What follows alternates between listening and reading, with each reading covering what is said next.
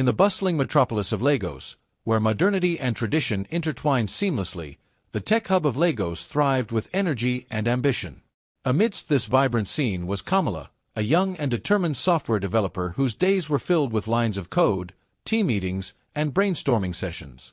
Her passion for technology was matched only by her aspiration to make a significant impact in an industry dominated by men. However, Kamala carried a secret burden from her past. Born in Lagos, her roots traced back to Klima, an Igbo village in southeastern Nigeria. As a child, Kamala had witnessed the sudden heartbreaking breakup her cousin went through. How her cousin's already fixed marriage was abruptly cancelled due to the outcaste system, a traditional practice that still persisted in parts of Igbo land. Kamala recalled her father telling her that the family her cousin's fiancé was just being paranoid. He told Kamala that the Usu caste system had been abolished in their hometown and also in most part of Igbo land. However, it's obvious that some people still hold on to the ancient tradition and would not their families to marry anyone his or her lineage was traceable to Usu. The outcasts. This experience left a deep scar on Kamala, leading her to resolve never to fall in love with an Igbo man, fearing that she might suffer the same fate as her cousin.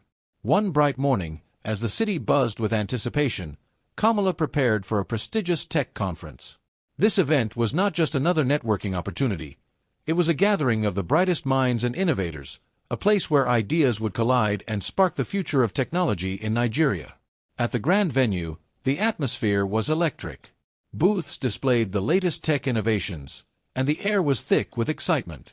Kamala navigated the crowd with ease, her eyes keenly observing every detail. She attended various sessions, engaging in discussions and sharing her insights with peers. Her presence did not go unnoticed. Many admired her work and sought her opinion.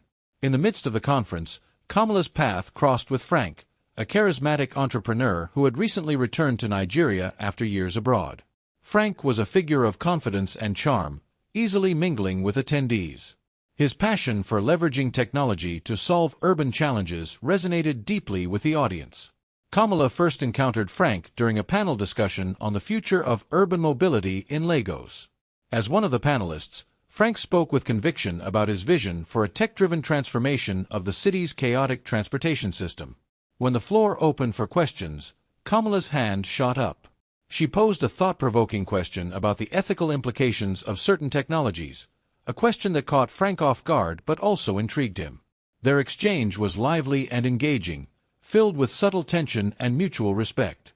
Kamala's insight and independence shone through, while Frank's thoughtful responses and natural charm captivated the audience. This interaction marked the beginning of a connection neither had anticipated. As the conference transitioned into a networking event, the atmosphere became more relaxed. Attendees mingled over cocktails, discussing potential collaborations and exchanging business cards. Frank, still thinking about Kamala's question, sought her out. He approached her with a compliment on her insightful query, and they delved into a deeper conversation about their respective visions for the future. Their dialogue was a blend of playful banter and serious discussion, a dance of intellects that revealed their distinct personalities. Kamala's independence clashed with Frank's confident charm, yet there was an undeniable chemistry between them. They challenged each other's views, but the connection grew stronger with every word exchanged. Before parting ways, they exchanged contact information, leaving both with a sense of curiosity and anticipation. Returning to her office, Kamala reflected on her interaction with Frank. Her colleagues noticed her distraction and teased her about the handsome entrepreneur she had met. Kamala brushed it off, but the encounter had undeniably left an impression on her. She was intrigued by Frank but remained steadfast in her dedication to her work. As Kamala lay in bed that night, her thoughts drifted back to her childhood in Klima. The memories of her cousin's shattered dreams due to the outcaste system haunted her. Knowing that Frank was Igbo, Kamala felt a pang of fear. She struggled with the growing feeling she had for him, fearing that she might face the same heartache her cousin had endured. For a moment, Kamala considered confiding in Frank about her background and the reasons for her reluctance.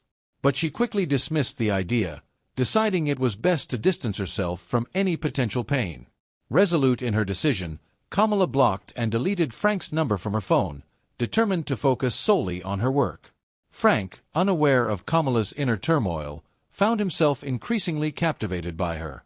He tried reaching out to her multiple times, only to be met with silence. His calls went unanswered, and his messages received no response. Confused and disappointed, Frank began to think that perhaps Kamala had lost interest. Weeks passed, and Frank made an effort to move on with his life. He immersed himself in his work and social activities, trying to push thoughts of Kamala to the back of his mind.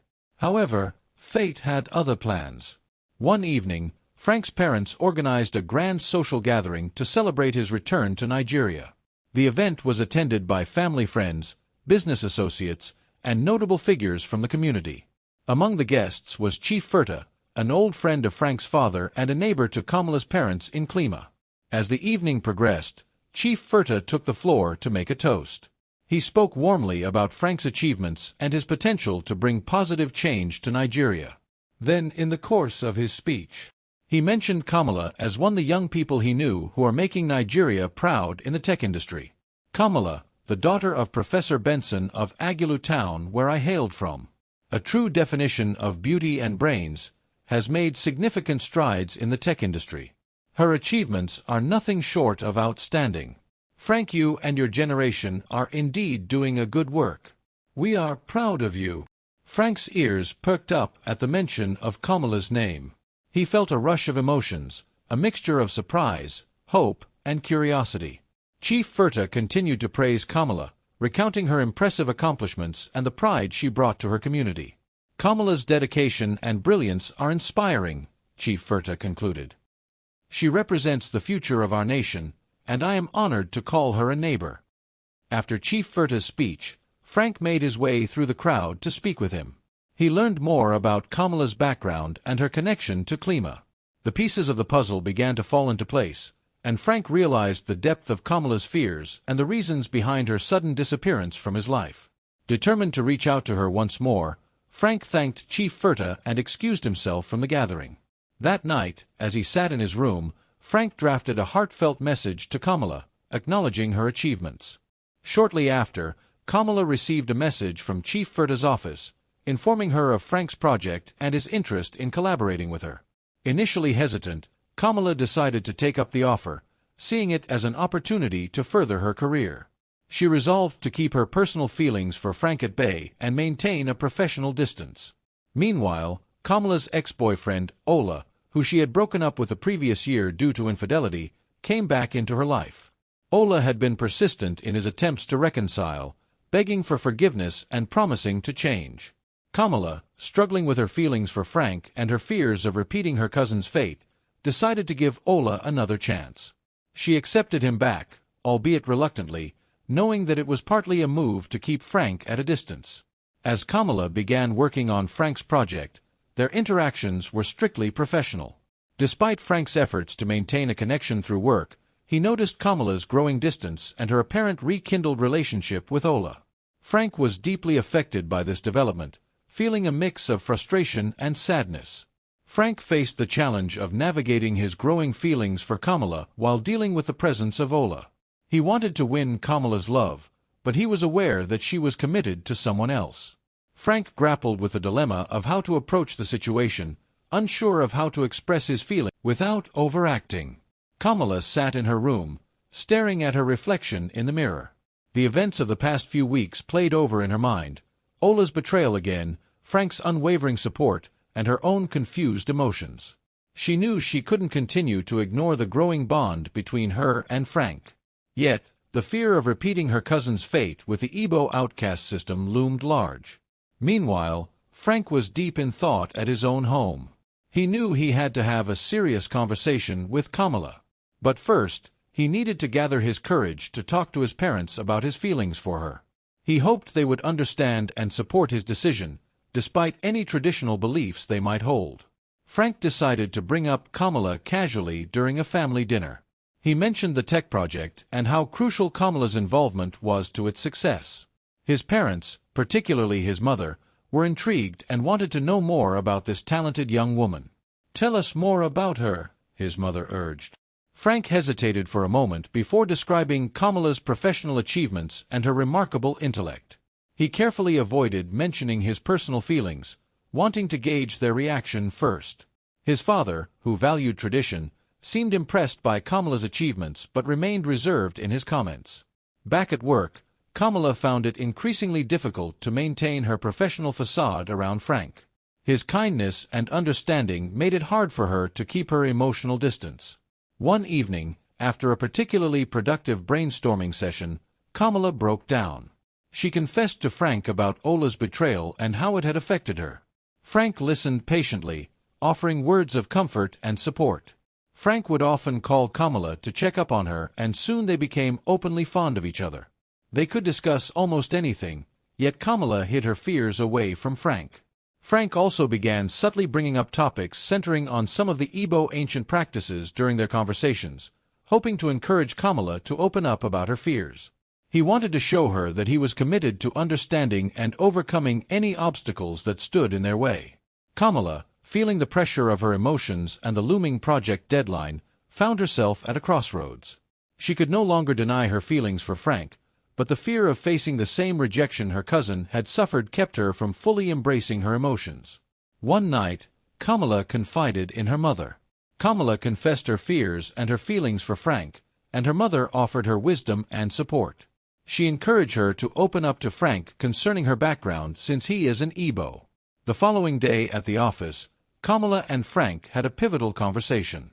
Kamala, bolstered by her mother's words, finally decided to be honest with Frank about her fears.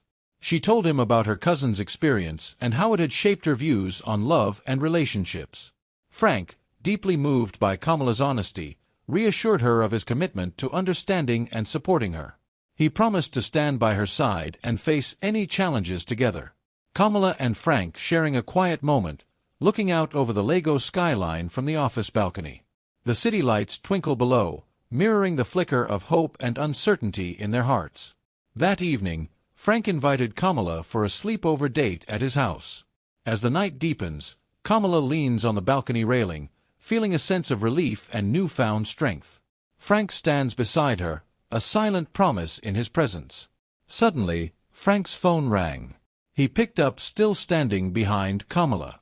"Frank, Kamala, the young lady you once talked about, is an Usu. I am sure you don't have anything to do with her." "What are you talking about?" Frank mummed, confused. He couldn't remember telling his parent or any member of his family about his relationship with Kamala. "I hope you knew you can never marry her." Though his phone was not on the speak out, his father's voice was loud enough that Kamala could hear everything he said. Kamala, sobbing, grabbed her bag, made for the door. Frank, running to catch up with Kamala, was hit by an oncoming vehicle.